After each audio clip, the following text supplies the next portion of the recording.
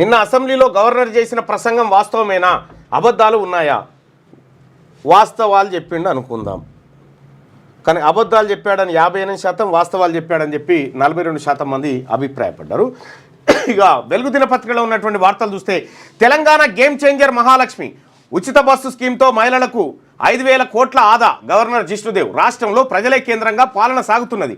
తెలంగాణకు అన్నదాతలే ఆత్మ, వారి అభివృద్ధికి అధిక ప్రాధాన్యత. రూపాయలు 25,000 కోట్లతో రైతు రుణమాఫీ చేసినాం. వరికి 500 బోనస్ ఇస్తున్నాం. రైతుల కోసం వ్యవసాయ కమిషన్ ఏర్పాటు చేసినాం. స్కిల్ యూనివర్సిటీతో యువత నైపుణ్యం పెంచుతున్నాం. బీసీలకు 42% రిజర్వేషన్లు, ఎస్సీ వర్గీకరణ బిల్లులు తెస్తున్నాం. ప్రతి సభ్యుడు తప్పకుండా సభకు రావాలి, చర్చలో పాల్గొనాలి. అసెంబ్లీలో ఉభయ సభలను ఉద్దేశించి గవర్నర్ ప్రసంగం. రాష్ట్రంలో మహాలక్ష్మి పథకం గేమ్ చేంజర్గా మారిందని గవర్నర్ జిష్ణుదేవ్ వర్మ అన్నారు. మహిళలకు ఉచిత బస్సు ప్రయాణం కల్పిస్తున్నామని చెప్పారు. ఇప్పటి వరకు 149.63 కోట్ల ఉచిత బస్సు ట్రిప్పులను కల్పించామని తెలిపారు. మహాలక్ష్మి పథకం ద్వారా మహిళలకు 5,005 కోట్ల ఆదా అయిందని వెల్లడించారు. ఇందిరా మహిళా శక్తి మిషన్ పాలసీ ద్వారా 1,00,000 కోట్ల ఆర్థిక సాయం చేయడమే లక్ష్యంగా పెట్టుకున్నామని తెలిపారు. రాష్ట్రంలో ప్రజలే కేంద్రంగా పాలన సాగుతున్నదని చెప్పారు. బుధవారం శాసనసభ బడ్జెట్ సమావేశాల ప్రారంభం సందర్భంగా ఉభయ సభలను ఉద్దేశించి గవర్నర్ జిష్ణుదేవ్ వర్మ ప్రసంగించారు. నిన్న ప్రసంగించడం జరిగింది గవర్నర్ జిష్ణుదేవ్ వర్మ. ఉభయ సభలను ఉద్దేశించి నిన్న, అంటే ప్రారంభం రోజు చేస్తారు కదా, శాసన మండలి రెండుని ఉద్దేశించి అక్కడ మాట్లాడిండు. అయితే నిన్న చాలా చదివిండు. రాష్ట్ర ప్రభుత్వం రాసిచ్చినటువంటి స్క్రిప్ట్ను దాదాపుగా చదివి మా ప్రభుత్వం మంచి చేస్తుంది అనేటువంటి ప్రయత్నం ఆయన చేస్తే, నిన్న మండల్లో అదే అసెంబ్లీలో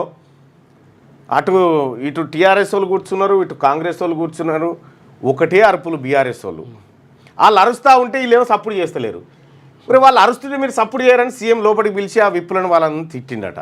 వార్తలు విన్నా, నేను చూడలేదు. తిట్టిండట. మీరు సపడే కూకుంటే జనానికి రాంగ్ మెసేజ్ పోతుంది, మీరు కూడా అరవాలని చెప్పిండట. మీరు ఆల్లోలు పెడితే మీరు కూడా పెట్టాలి. అయితే వాస్తవానికి కాంగ్రెస్ పార్టీ నుంచి అంత గట్టిగా వాళ్ళని ఎదుర్కొనేటువంటి వాయిస్ వీళ్ళ దగ్గర లేదు. ఏంటంటే వీళ్ళు వాస్తవానికి ఈ ప్రభుత్వం మాది అనుకున్నాడు కంటే ఇందులో నేను సభ్యునిలే మిగతా వాళ్ళు చూసుకుంటారులే అనేటువంటి భావనలో ఉన్నట్టుగా కనిపిస్తూ ఉంది. సరే, ఇప్పుడు కాసేపట్లో మండలి సమావేశాలు కూడా ప్రారంభం కాబోతూ ఉన్నాయి కాబట్టి నేను కొద్దిసేపు ఇంకొక 10 మినిట్స్ ఉండి మిగతా వార్తలు అందిస్తాడు మీకు. ఇండియన్ బిలియనీర్లకు 3 లక్షల కోట్ల లాస్ వచ్చిందట. మార్కెట్ పడిపోతుండడంతో ఇండియన్ బిలియనీర్లు భారీగా నష్టపోతున్నారు. అయితే దేశంలోని టాప్ 7 మంది బిలియనీర్లు 3 లక్షల కోట్ల రూపాయలు, అంటే $34 బిలియన్ కోల్పోయారు. అందరికంటే గౌతమ్ అదాని ఎక్కువగా నష్టపోయాడు. వీళ్ళ నష్టమే మన రాష్ట్రంలో సగం అప్పు పోతుంది. ఊపర్ షేర్వాణి అందరు పరేషాని. ఆర్థిక పరిస్థితిపై సీఎం రేవంత్. కేసీఆర్ చేసిన అప్పులు తప్పులకే ప్రతి నెల 6,500 కోట్లు. రాష్ట్రానికి ఆయన ఇచ్చింది ఫైనాన్షియల్ క్యాన్సర్. వాస్తవాలు ఎన్నాళ్ళు దాచిపెడతారు? అబద్ధాలు చెప్తూ రాష్ట్రాన్ని నడపలేం. నిజాలు మీతో పంచుకొని అభివృద్ధికి కృషి చేస్తా. 10 ఏళ్ళు పాలించిన వాళ్ళు మమ్మల్ని 10 నెలలకే దిగిపో అంటున్నారు. వాళ్ళ ఫామ్ హౌస్ గుంజుకున్నానా? వాళ్ళ బాధ ఏందో అర్థం కావట్లే. కేసీఆర్ ఫ్యామిలీ మొత్తం ప్యాకేజీలు అబద్ధాలు మాట్లాడుతున్నారని ఫైర్. జేఎల్ పాలిటెక్నిక్ లెక్చరర్ జాబ్లకు ఎంపికైన వాళ్ళకి నియామక పత్రాలు అందజేసిన సమయంలో ఊపర్ షేర్వాణి అందరు పరేషాని. మాతాని ఏం లేదా అంత డొల్లా అని చెప్పేసిండు ఎవరు? రేవంత్ రెడ్డి గారు. మీ స్కీములు మీకు ఇత్తాని అన్ని వస్తాయే, ఊపర్ షేర్వాణి అందరు పరేషాని అని చెప్పేసిండు. మరి ఈ ఊపర్ షేర్వాణి అందరు పరేషాని కథ ముందుగాల మనం హామీ ఇచ్చేటప్పుడు చూసుకోవాలి కదా, ఏం హామీ ఇస్తున్నామని. సరే, మాట్లాడదాం అది టైం వచ్చినప్పుడు. ఎట్లా పంచాలో మీరే చెప్పండి. రాష్ట్ర ప్రభుత్వానికి సంబంధించిన పైసా లెక్క తాను చెప్తానని, తన నెల జీతం కూడా ఇస్తానని, దాన్ని ఎట్లా పంచాలో చెప్పాలని సీఎం రేవంత్ అన్నారు. ప్రతి నెల రాష్ట్ర ప్రభుత్వానికి 18,000 కోట్ల నుంచి 18,500 కోట్ల వరకు ఆదాయం వస్తున్నదని తెలిపారు. దీంట్లో 6,500 కోట్లు ఉద్యోగుల జీతభత్యాలకు ఇస్తున్నామని, మరో 6,500 కోట్లు కేసీఆర్ చేసిన అప్పులు తప్పులకు ప్రతి నెల 10వ తారీఖు వరకు కట్టాల్సి వస్తుందని వివరించారు. మిగిలిన 5,500 వేల కోట్లలోంచే రైతు రుణమాఫీ, రైతు భరోసా, కళ్యాణ లక్ష్మి, పెన్షన్లు, షాదీ ముబారక్ లాంటి 25 నుంచి 30 ప్రభుత్వ సంక్షేమ పథకాలకు ఉపయోగించాల్సి ఉంటుందని తెలిపారు. ఇవి కాకుండా కూలిపోయిన కాళేశ్వరం నిర్మాణం, ఆగిపోయిన శ్రీశైలం లెఫ్ట్ కెనాల్ కట్టాలని, రింగ్ రోడ్ నిర్మాణానికి ఇవ్వాలని అన్నారు. గత ప్రభుత్వం కాంట్రాక్టర్లకే 42,000 కోట్ల బకాయిలు పెట్టిపోయిందని తెలిపారు. 22,000 కోట్లు వస్తే తాము ఇచ్చిన హామీలన్నీ అమలు చేయగలమని, కానీ పూర్తి స్థాయి నిధులు లేకపోవడంతో ఒక నెల అంగన్వాడీలకు, మరో నెల ఆశాలకు, ఇంకో నెల షాదీ ముబారక్, కళ్యాణ లక్ష్మికి బకాయి పెట్టాల్సి వస్తుందని వెల్లడించినట. ఇంకా నయ్యం ఈ మాత్రమన్నా చెప్పినావు, కానీ ఇదే మాట ఎన్నికల టైంలో చెప్పినుంటే మనకు ఓట్లు వేయకపోదురు. అక్రమ మైనింగ్ పెనాల్టీలకు ఓటీఎస్ అంట. అక్రమ మైనింగ్ పెనాల్టీలకు రాష్ట్ర ప్రభుత్వం రాయితీ ప్రకటించింది. ఇక వన్ టైం సెటిల్మెంట్ చేసుకునే వెసులుబాటును కల్పిస్తూ బుధవారం ఉత్తర్వులు జారీ చేసింది. వాస్తవ పెనాల్టీలను కూడా రాష్ట్ర ప్రభుత్వం భారీగా తగ్గించిందంట. ఇప్పుడు 18,500 కోట్లు ఆదాయం వస్తుంది. 12 నెలలకు వంచు మన బడ్జెట్, మన కథ, మన లెక్క తేలిపోతుంది. 2,91,000 కోట్ల బడ్జెట్ పెట్టినాం కదా, ఎంత ఖర్చు ఎంత చేయగలిగినా మనం 2 లక్షల కోట్లు దాటలే. 2 లక్షల కోట్లు అటు ఇటు అంతే. 91,000 కోట్ల రూపాయలు ఆమ్దాని లేదు. 27 వరకు అసెంబ్లీ, 17, 18వ తేదీలో బీసీ ఎస్సీ బిల్లులకు ఆమోద ముద్ర, 19న బడ్జెట్, 24, 25, 26 తేదీల్లో బడ్జెట్ పద్దులపై చర్చ, 27న ద్రవ్య వినిమయ బిల్లు ఆమోదం తర్వాత సభ నిరవధిక వాయిదా, బీసీఏలో అధికార ప్రతిపక్ష పార్టీల నిర్ణయం. అసెంబ్లీ బడ్జెట్ సమావేశాలు ఈ నెల 27 వరకు కొనసాగనున్నాయి. 19వ తేదీన డిప్యూటీ సీఎం బట్టి విక్రమార్క అసెంబ్లీలో బడ్జెట్ ప్రవేశపెట్టనున్నారు. అసెంబ్లీలో స్పీకర్ గడ్డం ప్రసాద్ కుమార్ అధ్యక్షతన బుధవారం జరిగిన బీఎస్సీ సమావేశంలో ఈ మేరకు నిర్ణయం తీసుకున్నారు. ఈ మీటింగ్కు సీఎం రేవంత్, ప్రతిపక్ష నేత కేసీఆర్ హాజరు కావాల్సి ఉండగా ఇద్దరు అటెండ్ కాలేదు. ప్రభుత్వం తరఫున డిప్యూటీ సీఎం బట్టి విక్రమార్క, అసెంబ్లీ వ్యవహారాల మంత్రి శ్రీధర్ బాబు, మంత్రి పొన్నం ప్రభాకర్, బీర్లా ఐలయ్య, బీఆర్ఎస్ నుంచి హరీష్ రావు, వేముల ప్రశాంత్ రెడ్డి, సిపిఐ నుంచి కూనంనేని సాంబశివరావు, ఎంఐఎం నుంచి అక్బరుద్దీన్ ఓవైసీ హాజరై సమావేశాల షెడ్యూల్పై చర్చించారట. 27 తారీఖు వరకు అసెంబ్లీ నడిచేటువంటి అవకాశం ఉంది. ఇక ఇవాళ ఒకరోజు నడిస్తే ఆ తర్వాత సెలవు, ఆ తర్వాత మళ్ళా 15, 16 తేదీల్లో ఏది బీసీ బిల్లు, ఎస్సీ బిల్లు ఆమోదం జరిగేటువంటి అవకాశం ఉంది. ఇక 17 నాడు అసెంబ్లీ, 17, 18వ తేదీలో బీసీ ఎస్సీ బిల్లులకు ఆమోద ముద్ర, 19న బడ్జెట్ పెట్టే అవకాశం ఉందట. 19 నుంచి 27 వరకు సభ జరుగుతుంది అనేది నిన్న బీఎస్సీలో జరిగినటువంటి చర్చ. ఇక RRR వరకు హెచ్ఎండిఏ పరిధిని పెంచుతూ సర్కారు ఉత్తర్వులు. హెచ్ఎండిఏలోకి మరో 4 జిల్లాల్లోని 16 మండలాలు, ఇక మొత్తం 11 జిల్లాలు, 104 మండలాలు, 1355 గ్రామాలకు విస్తరించిన పరిధి. ఫ్యూచర్ సిటీ అభివృద్ధికి అథారిటీ, చైర్మన్గా సీఎం, వైస్ చైర్మన్గా మున్సిపల్ మంత్రి, రెండు ఆయనే. మున్సిపల్ చైర్మన్ ఎవరు? మున్సిపల్ మంత్రి ఎవరు ఇప్పుడు? ఓకే, ఇన్న శ్రీధర్ బాబు ఐటీ అదే. సభ్యులుగా మరో 11 మంది ఉన్నతాధికారులు. ఫ్యూచర్ సిటీలో 7 మండలాల్లోని 56 గ్రామాలు. FCDA ఏర్పాటుకు ఉత్తర్వులు జారీ చేసిన మున్సిపల్ శాఖ. పరిధిని పెంచిరు, RRR పరిధిని సర్కారు ఉత్తర్వులు. హెచ్ఎండిఏలోకి మరో 4 జిల్లాల్లోని 16 మండలాలు, మొత్తం 11 జిల్లాలు, 104 మండలాలు, 1355 గ్రామాలకు విస్తరించిన పరిధి. హెచ్ఎండిఏ పరిధిని ఇంకా పెంచిరు.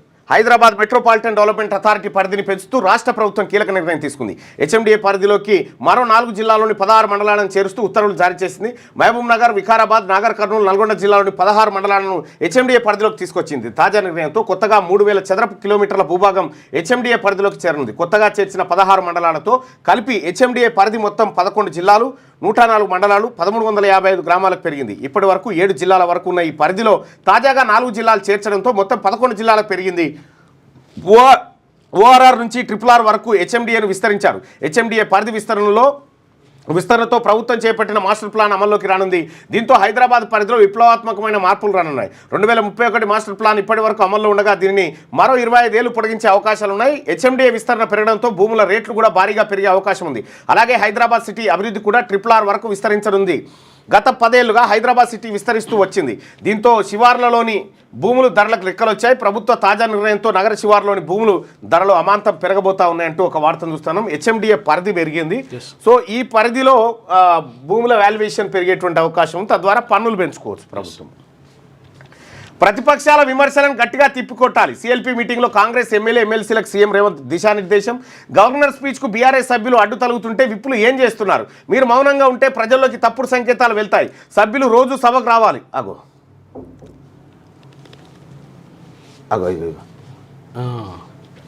చిన్న దోమ.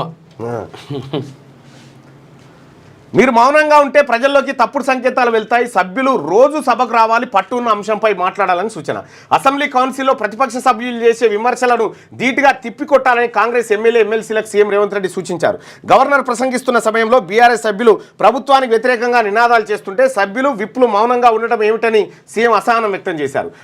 తప్పులు చేసిన వాళ్ళు సభలో న్యూసెన్స్ చేస్తుంటే ధీటుగా ప్రతిఘటించాలి కదా. ఈ విషయంలో విప్పులు పూర్తిగా విఫలమయ్యారంటూ ఆయన ఫైర్ అయ్యారు. అంటే వాస్తవానికి కూడా సబ్జెక్ట్ ఉండాలి మన దగ్గర. ఫస్ట్ ఎదుర్కొనే సబ్జెక్టు మన దగ్గర ఉండాలి. ఏ పార్టీ ఉన్నది అనేది మనం ఆత్మ పరిశీలన మాట్లాడుతుంటే మనం గట్టిగా కౌంటర్ చేయాలి సబ్జెక్టు తోటి. అదే విషయం అంటే పాక్ ట్రైన్ ఐజాక్ 346 మంది బందీలు విడుదల భద్రతా దళాల ఆపరేషన్లో 33 మంది మిలిటెంట్లు హతం 21 మంది ప్రయాణికులు 4 సైనికులు మృతి ముగిసిన రెస్క్యూ రైలు హైజాక్ వీడియోను రిలీజ్ చేసిన బలూచ్ లిబరేషన్ ఆర్మీ అక్కడ ఏం జరిగింది చూడ్రి మన దగ్గర మనం ఒకసారి కాందార్లో విమానం హైజాక్ చేసారు మనది ఎయిర్ ఇండియా విమానాన్ని హైజాక్ చేసి కాందార్ పట్టుకపోయారు కాందార్ పట్టుకపోతే ఇక్కడ ఉన్నటువంటి ఎవరైతే ఏది తీవ్రవాదులు ఉన్నారో వాళ్ళని విడిపించడం కోసం వాడు విమానం హైజాక్ చేసి తీసుకపోతే అందులో ఉన్న ఏ ప్రయాణికునికి కూడా ఏమీ కాకుండా అప్పుడు భారత ప్రభుత్వం వీళ్ళందరూ కూడా రాయబారం నడిపి ఖైదీలను వదిలిపెట్టారు కానీ ప్రజలకేం కానీలే ఈడ వీళ్ళతో పాటు 21 మంది ప్రయాణికులు 4 సైనికులు మృతి ఇగో ఇట్లా చేసిరు వాళ్ళు అంటే వాళ్ళు ప్రజలు పోయినా సరే కానీ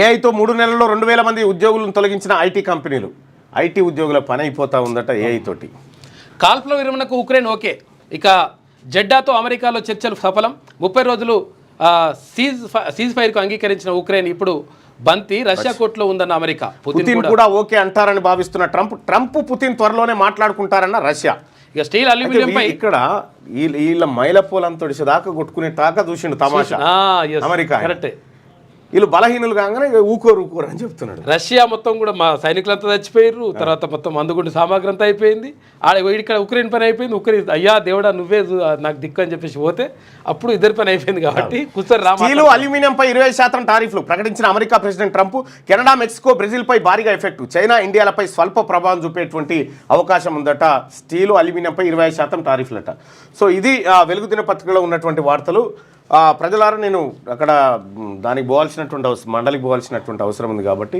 సో ఒక 2-3 రోజులు కొద్దిగా హాఫ్ అన్ అవర్ అట్లా వచ్చిపోతా ఇవాళ 10 గంటలకి సభ స్టార్ట్ అవుతుంది కాబట్టి మిగతా వార్తల్ని సుదర్శన్ అన్న అందిస్తాడు దయచేసి మార్నింగ్ న్యూస్ని లైక్ చేయండి షేర్ చేయండి సోదరులారా క్యూ న్యూస్లో పనిచేయటకు వీడియో ఎడిటింగ్ మరియు SEOలో అనుభవం గల జూనియర్ ఎడిటర్స్ కావాలను సంప్రదించవలసిన నెంబర్ 8688926084 లేటెస్ట్ న్యూస్ తెలుగు మరియు ఇంగ్లీష్ అప్డేట్స్ కోసం ఇప్పుడే క్యూ న్యూస్ అఫీషియల్ యాప్ని ప్లే స్టోర్ నుండి డౌన్లోడ్ చేసుకోండి సరికొత్త సమాచారాల కోసం క్యూ న్యూస్ వెబ్సైట్ని ఫాలో అవ్వండి ఛానల్లో ప్రాంతీయ జాతీయ అంతర్జాతీయ వార్తలు వీక్షించండి లైక్ చేయండి